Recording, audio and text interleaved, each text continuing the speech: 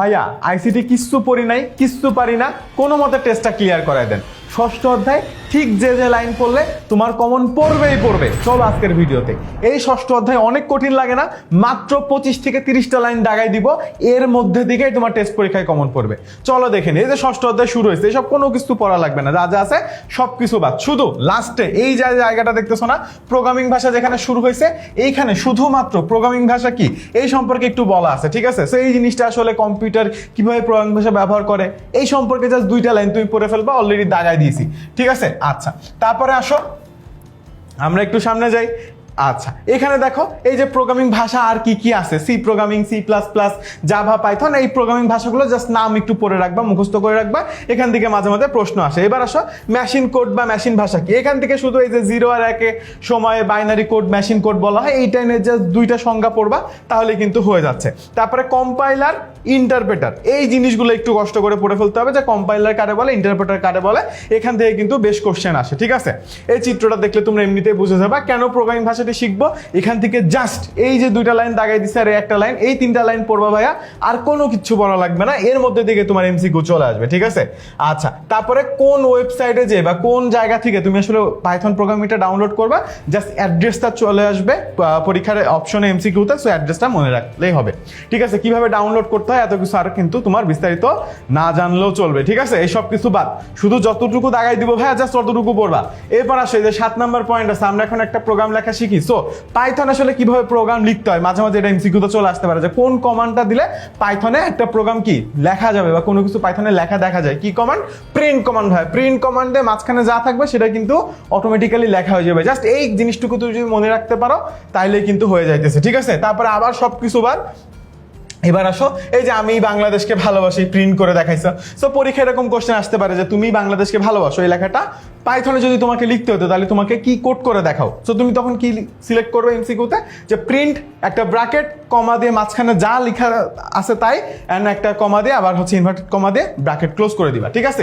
আচ্ছা, তারপরে আসো চলক বা ভেরিয়েবল। সো চলক বা ভেরিয়েবল একটু ইম্পর্টেন্ট একটা টপিক, ঠিক আছে? তুমি যদি রিডিং পড়ো মোটামুটি, তাহলে তুমি বুঝে যাবা যে চলক ভেরিয়েবল নামকরণ আসলে কিভাবে করতে হয়। তোমাকে আসলে পরীক্ষায় যে কাজটা করবে সেটা হচ্ছে মাল্টিপল চলকের নাম দিবে, দিয়ে বলবে এর মধ্যে কোন চলকের নামকরণটা ঠিক আছে আর কোন নামকরণগুলো ভুল আছে, ঠিক আছে? সো এটা তুমি বুঝবা কিভাবে ঠিক আছে ভুল আছে। এখানে যে 5-7টা নিয়ম দেওয়া আছে, তুমি যদি জাস্ট নিয়মগুলো পড়ে ফেলো, যে হয়তো শুরুতে নাম্বার দেওয়া যাবে না, ঠিক আছে, কখন কি জিনিস দিতে হবে, এই জাস্ট কয়েকটা নিয়ম যদি তুমি পড়ে ফেলো, এবং এখানে কয়েকটা উদাহরণও দেওয়া আছে যে কোনটা আসলে ভুল নামকরণ, কোনটা আসলে সঠিক নামকরণ, ঠিক আছে? যেমন মাঝখানে স্পেস দেওয়া যাবে না, ঠিক আছে? এই জিনিসগুলো যদি তুমি ঠিকঠাক মতো পড়ে ফেলো, শুরুতে লেটার দিতে পারবা না, ঠিক আছে? তারপর হচ্ছে ডলার সাইন, এগুলো শুরুতে দেওয়া যাবে না। সো এই 7-8টা নিয়ম যদি তুমি পড়ে ফেলতে পারো, তাহলে দেখবে এখান থেকে একটা এমসিকিউ আসবেই আসবে, একদম কমন, আমি বলে দিচ্ছি, এখান থেকে একটা এমসিকিউ তুমি পাবাই পাবা, ঠিক আছে? আচ্ছা, তারপরে দেখো এই যে কোনো কিছু অ্যাসাইন করতে গেলে কি করতে হয় জানো, একটা ইকুয়াল টু দিয়ে দিতে হয়, তাহলে তুমি অ্যাসাইন করে ফেলবা, ঠিক আছে?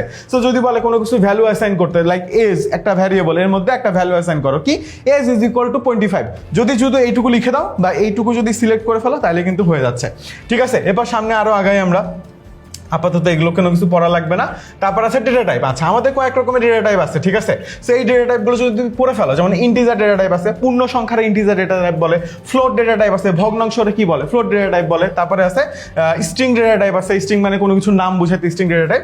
তারপরে বুলিয়ান অ্যালজেব্রা মানে ট্রু আর ফলস, এই জিনিসগুলো বোঝানোর জন্য হচ্ছে বুল ডেটা টাইপ ব্যবহার করা হয়। সো এই জিনিসগুলো, এই 4টা জিনিস যদি তুমি পড়ে ফেলো, ঠিক আছে, পরীক্ষায় কোশ্চেন আসবে কি, তোমার ধরো বললো যে 5, এটা আসলে কোন ডেটা টাইপ, কি ডেটা টাইপ, এটা একটা পূর্ণ সংখ্যা, পূর্ণ সংখ্যা হলে ইন্টিজার। আবার যদি বলে 5.5, এটা কি, এটা একটা ভগ্নাংশ, ঠিক আছে? তাহলে ভগ্নাংশ হলে কি, ভগ্নাংশ হলে এটা ফ্লোট, ঠিক আছে? তারপরে কারণ নাম, এটা কি, এটা হচ্ছে একটা স্ট্রিং, ঠিক আছে? সো এইভাবে জাস্ট এই 4টা ডেটা টাইপ যদি তুমি পড়ে ফেলো, দেখবা এখান থেকে আরেকটা এমসিকিউ কমন পড়বে, ঠিক আছে? একটা এমসিকিউ এখান থেকে কমন কিন্তু পড়বেই পড়বে, ঠিক আছে? আচ্ছা, তারপরে আবার কোনো কিছু পড়া লাগবে না। তারপরে ডেটা ইনপুট নেওয়ার জন্য কি করতে হয়, ছোট্ট একটা কমান্ড আছে, জাস্ট আমরা টেস্ট একটা নাম দিয়ে ইনপুট কমান্ড দিয়ে ইজ ইকুয়াল টু দিয়ে আবার ইনপুট দিয়ে ব্র্যাকেট দিয়ে দিলে কিন্তু ইনপুট নেওয়া হয়ে যাইতেছে। তো এই ছোট ইনপুট কমান্ডটা জাস্ট মনে রাখলে তোমাকে হয়তো বলতে পারে যে এই জিনিসটা ইনপুট নিতে চাই, এর জন্য কমান্ড লিখো, তো জাস্ট তুমি লিখে ফেললা আর কি, ঠিক আছে? বা এমসিকিউ তো সিলেক্ট করে ফেলবা। তারপরে গাণিতিক অপারেশন, ভাই যোগের জন্য যোগ সাইন, বিয়োগের জন্য বিয়োগ সাইন, গুণের জন্য স্টার সাইন, আর ভাগের জন্য কি স্ল্যাশ সাইন, ঠিক আছে? আর মডুলাসের জন্য মডুলাস সাইন, ঠিক আছে? বা পার্সেন্টেজ সাইন, এই যে 5টা সাইন মনে রাখবা, দেখবা এখান থেকে আরেকটা এমসিকিউ, 3টা এমসিকিউ কিন্তু কমন পড়ে গেল তোমার, ঠিক আছে? আচ্ছা, তারপরে আসছে ব্যবহারিক থেকে আসলে খুব বড় কোনো এমসিকিউ আসলে তোমার আসার সম্ভাবনা নাই। আমি কতক্ষণ বলছি ভাই, মাত্র 15 থেকে 20টা লাইন বলছি না? এই যে মাত্র 15 থেকে 20টা লাইন বলছি, এই 15 থেকে 20টা লাইন তুমি পড়ে যাও, দেখবা তোমার টেস্টে মিনিমাম যদি 5টা এমসিকিউ আসে তুমি তার 4টায় পেরে যাবা। ঠিক আছে, এরপর অন্য কোনো চ্যাপ্টারে যদি এরকম ভিডিও চাও আমাদের কমেন্টে জানাই দিও। ঠিক আছে ভাইয়া, দেখা হবে এসএমপি কোর্সে।